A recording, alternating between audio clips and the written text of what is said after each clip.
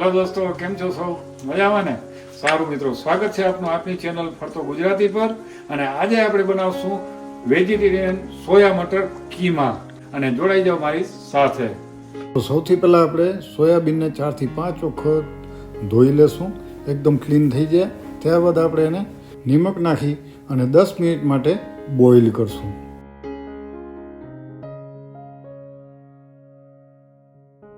ચાલો, હવે સોયાબીન સાફ થઈ ગયા છે એકદમ. આપણે 4 થી 5 વખત ધોઈ લીધા છે. તો હવે આપણે એને નિમક એડ કરી અને 10 મિનિટ માટે બોઇલ કરશું. ચાલો મિત્રો, સોયાબીન આપણા બોઇલ થઈ ગયા છે, એકદમ સોફ્ટ થઈ ગયા છે. તો હવે આપણે એને ગરમ પાણીમાંથી કાઢી લેશું. ત્યારબાદ આપણે એમાં ઠંડુ પાણી ઉમેરીશું અને ઠંડા પાણીમાંથી આપણે એકદમ નીચોડી અને સોયાબીન કાઢી લેશું. જો મિત્રો, આ રીતે સોયાબીનને એકદમ નીચોડી અને પાણી કાઢી લેવું, પાણી અંદર રહી ન જાય.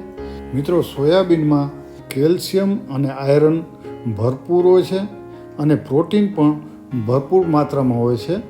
સાથે સાથે કોલેસ્ટ્રોલ કંટ્રોલ કરવામાં પણ મદદ કરે છે. સોયાબીન એકદમ સોફ્ટ થઈ ગયા છે. હવે આપણે એને મિક્સી ગ્રાઇન્ડરમાં આપણે નાખી અને એને ક્રશ કરી લેશું, જે આપણે કીમો બનાવવો છે એના માટે. હવે મિત્રો, આપણે આની અંદર 2 ટેબલ સ્પૂન તેલ લીધું છે, 1 ચમચી આપણે જીરું ઉમેર્યું. ત્યારબાદ આપણે આખા મસાલા ઉમેરીશું, 1 તેજપત્તો, 1 તજનો ટુકડો, જાવિત્રી, 2 લવિંગ, 2 થી 3 લવિંગ અને કાળા મરી. એની સાથે 2 ઇલાયચી છે. હવે મસાલા બધા શેકાઈ જાય એટલે આપણે એની અંદર કાંદા ઉમેરીશું.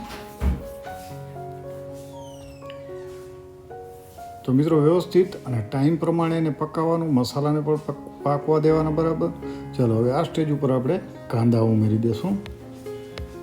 કાંદાને મિત્રો આપણે એકદમ હાઈ ફ્લેમમાં પકાવી લેશું.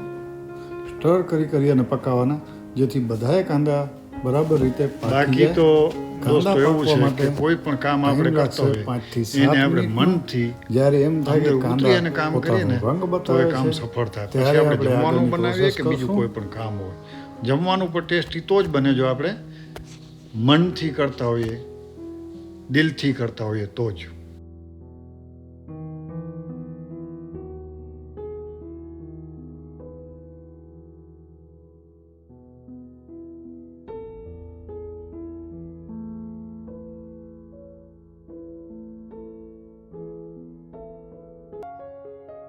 તો જો મિત્રો, કાંદા હવે હલકા બ્રાઉન થઈ ગયા છે.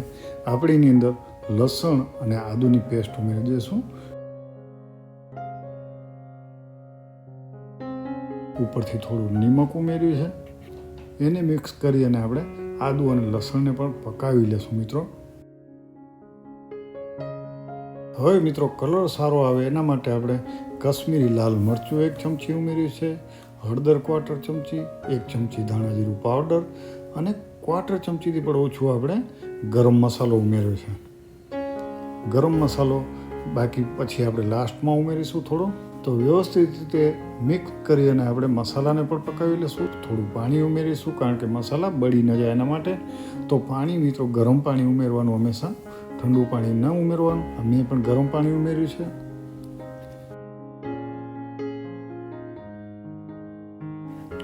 મિત્રો, મસાલા પાકવાનો પણ એક ટાઈમ હોય છે. જો કાચા રહી જાય મસાલા તો તમને એસિડિટી થાય, વધારે થઈ જાય તો બળી જાય મસાલા. એટલા માટે એનો પણ એક ટાઈમ હોય છે. જ્યારે તેલ છૂટવું પડે ત્યારે સમજી લેવાનું કે મસાલો આપણો રેડી થઈ ગયો છે, મસાલો પાકી ગયો છે.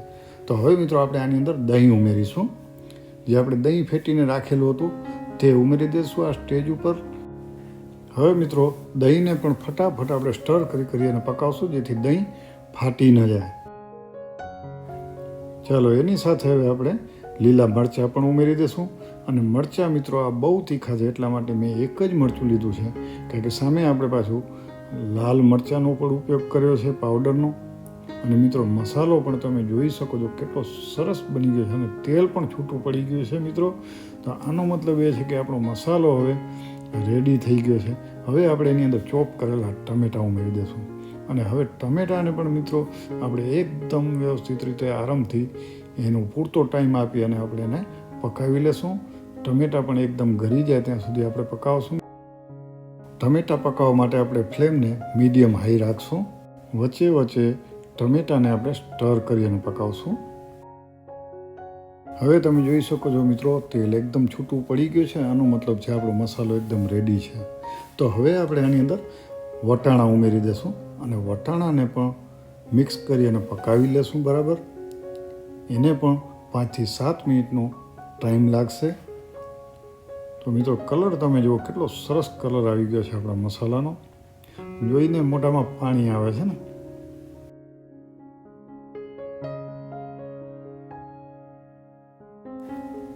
અને મિત્રો વચ્ચે વચ્ચે આપણે વટાણાને પણ સ્ટર કરી લેશું. સ્ટર કરી અને પકાવશું મસાલાને. બહુ સરસ ટેસ્ટ આવશે. એને પણ એનો પૂરતો ટાઈમ આપવો જોઈએ. તો જુઓ મિત્રો, મસાલો આપણો કેટલો સરસ દેખાય છે અને કાશ્મીરી લાલ મરચાંથી કલર પણ બહુ સરસ આવે છે. બીજી એક વાત મિત્રો, જો તમે આપણી ચેનલ ફરતો ગુજરાતીને સબસ્ક્રાઈબ ન કરી હોય તો લાઈક, શેર અને સબસ્ક્રાઈબ કરી નાખજો, જેથી બીજો વિડીયો તમને જલ્દીથી જોવા મળે. હું વિડીયો અપલોડ કરું એટલે તમને તરત નોટિફિકેશન મળી જાય. હવે આપણે અવનવી ઘણી બધી રેસીપીઓ હું અપલોડ કરતો રહું છું, જે તમને જોવા મળે અને તમને બનાવી અને ટેસ્ટ પણ કરવા મળે. તો તમે મિત્રો, તમે પણ આ રીતે વેજીટેરિયન સોયા મટર કીમા બનાવી અને ટ્રાય કરજો. બહુ સરસ લાગશે, બહુ મજા આવશે. તો મિત્રો હવે આ સ્ટેજ ઉપર આપણે જે સોયાબીનને ક્રશ કરીને રાખ્યા હતા તે પણ આપણે ઉમેરી દીધા છે. હવે 3 થી 4 મિનિટ માટે આપણે સ્ટર કરી અને પકાવશું એની અંદર. ત્યારબાદ આપણે એમાં પાણી ઉમેરીશું થોડું.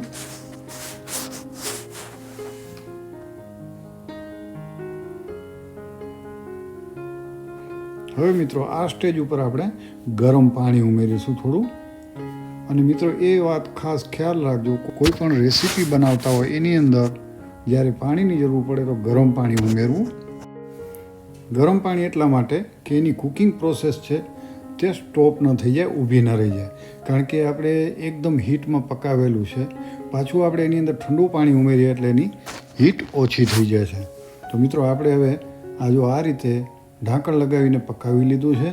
હવે આપણે આ જે સોયા મટર કીમો છે તે રેડી થવા આવ્યો છે. હવે આપણે આની અંદર કસૂરી મેથી ઉમેરીશું, ક્રશ કરીને રોસ્ટેડ કસૂરી મેથી. એનો ટેસ્ટ પણ લાજવાબ હોય છે. અને મારી તો લગભગ રેસીપીમાં બધેમાં કસૂરી મેથી હોય જ છે. ભાગ્ય કોઈ એવું હશે શાક જેમાં હું નહીં ઉમેરતો હોઉં. તો મિત્રો આ રીતે કસૂરી મેથીને આપણે ક્રશ કરી હાથેથી મસળી અને નાખી દેવાની, મિક્સ કરી લેવાની. ત્યારબાદ આપણે એની ઉપર આવશે થોડો ગરમ મસાલો અને એની સાથે આપણે ઉપરથી ઉમેરીશું કોથમીર. અને મિત્રો કોથમીર વગર તો કોઈ શાક કે કોઈ દાળ પૂરી થાય જ નહીં, એ તો જોઈએ જ. તો જો આપણે કોથમીર પણ ઉમેરી દીધા છે આની અંદર.